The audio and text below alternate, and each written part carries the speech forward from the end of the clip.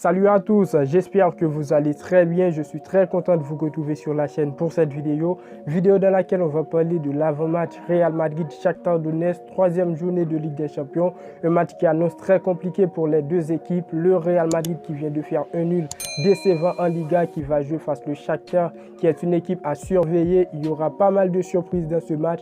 Alors, il y a une grande différence entre Liga et Ligue des Champions. On va tout voir dans cette vidéo. On va parler de l'enjeu du match, de mes attentes, qui doit jouer, qui sera absent du côté du Real Madrid. On aura quand même des pièces manquantes dans cet effectif. Mais avec mon 11, on va essayer de mettre toutes les choses au clair. N'hésitez pas à donner vos 11 dans les commentaires, vos pronos, parce qu'on va terminer cette vidéo avec mon prono. Abonnez-vous, activez la cloche, restez jusqu'à la fin de la vidéo. Les frérots, c'est très important. On est parti.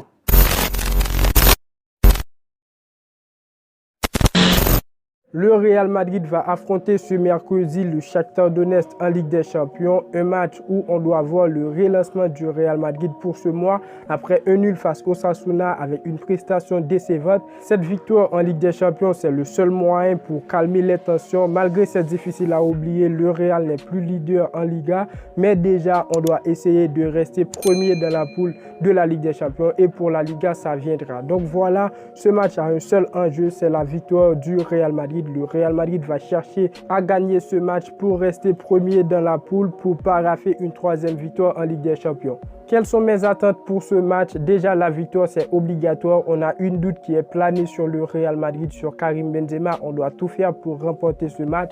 Deuxième attente au niveau de l'effectif. Pour le dernier match, il y avait beaucoup de choses négatives au niveau de performance, au niveau de formation. J'espère qu'Ancelotti va gérer et ne pas précipiter quand ça parle de Ligue des Champions.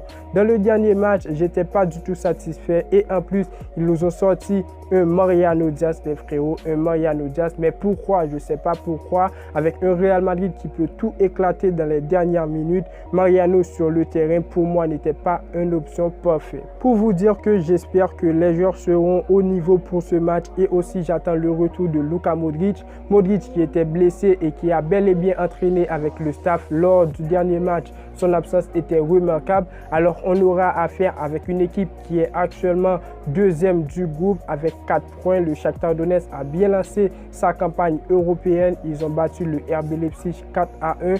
Partage du point face le Celtic 1-1, et aussi ils sont placés premiers dans leur championnat. Après la trêve internationale, ils ont fait une victoire, tandis que nous, on a fait un nul. Du côté du Real Madrid, vous connaissez la chanson les frérots, 9 victoires avant et un nul après la trêve internationale. Pour ce match, Courtois serait absent, blessé pour 3 matchs. On va continuer avec Lunin qui pour moi n'était pas trop décevant face à Osasuna. Il a pris un but qui était tout à fait normal selon moi. Maintenant, qui doit jouer ce match? Valverde sera sans doute titulaire, contrairement au dernier match où il devrait être titulaire à la place de Modric, mais ça n'a pas été fait. Benzema pour moi est en train de se relancer à la place d'Ancelotti, comme je l'avais mentionné pour la rencontre face à Osasuna. Rodrigo doit rester en faux neuf, et j'espère que Benzema aura les 45 ou 25 minutes pour se montrer. Déjà, c'était l'erreur qu'a fait Ancelotti. Benzema venu de blessure, c'était inacceptable. Après, je pense qu'il reprendra petit à petit son meilleur niveau jusqu'à arriver